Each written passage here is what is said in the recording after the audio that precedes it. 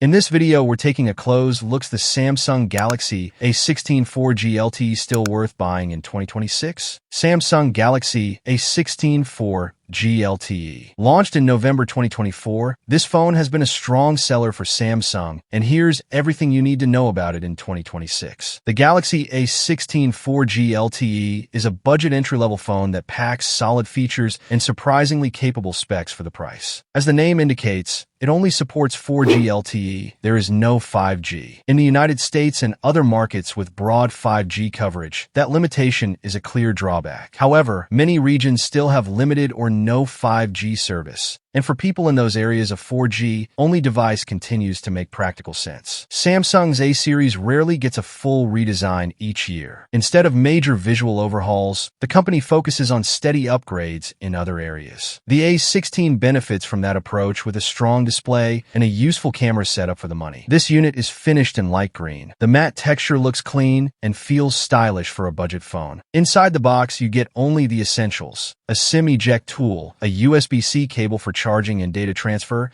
and basic paperwork. No wall charger is included. The phone supports 25W fast charging, so pairing it with a compatible 25W adapter is recommended if you want the full charging speeds. Combined with the large 5,000 mAh battery, that 25W support makes a noticeable difference in everyday use. The display is one of the phone's biggest strengths. It features a 6.7-inch Super AMOLED panel at 1080p resolution. Colors are vibrant. Outdoor visibility is excellent thanks to the Super AMOLED technology, and the 90Hz refresh rate keeps scrolling and animation smooth. Viewing angles are also solid. Specs include a 385 ppi density, a 19.5:9 aspect ratio that gives the phone a tall modern shape, and an 86% screen-to-body ratio with a slightly thicker bottom bezel. A water drop notch at the top houses the 13-megapixel front-facing camera. Overall, the screen makes the device feel more premium than its price suggests. Storage is 128 gigabytes with microSD card expansion. That amount of internal space is generous at this level, and the expandable storage option remains valuable. Many people still prefer the flexibility of an SD card, and fewer phones offer it these days. Wireless charging is not supported, but a fingerprint sensor is built into the power button on the right side. It is quick and convenient. Face unlock is also available. On the left side is the dual SIM and microSD tray. The top edge has a noise-canceling microphone, while the bottom contains the primary microphone, USB-C port, and single speaker. The back is entirely plastic with a matte finish that resists fingerprints very well. The triple camera array and LED flash sit on the rear. Even though the body is all plastic, Samsung managed to keep the phone looking and feeling respectable within its budget constraints. The rear camera system is a triple setup: a 50-megapixel main sensor, a 5-megapixel ultra-wide lens, and a 2-megapixel macro camera. Portrait mode is supported. Video recording is limited to 1080p on both the rear and front cameras. There is no 4K option. Anyone who needs 4K video will need to look at a higher-tier device. In the camera app, you can switch the main sensor to full 50-megapixel resolution, select the 0.5x ultra-wide for wider shots, or access the macro camera under the More tab for close-up detail. The front camera handles standard selfies, slightly cropped group shots, and portrait selfies. For a budget Samsung, the camera feature set is more complete than expected. Under the hood, the phone uses 4 GB of RAM paired with the MediaTek Helio G99 processor. On paper, those numbers are modest, and this is clearly not a high-performance device. In daily use, however, the phone runs smoothly. It has been updated to One UI 8 based on Android 16. The software is well optimized, and real-world performance feels better than the hardware specs alone would suggest. The phone originally shipped with Android 14 and One UI 6.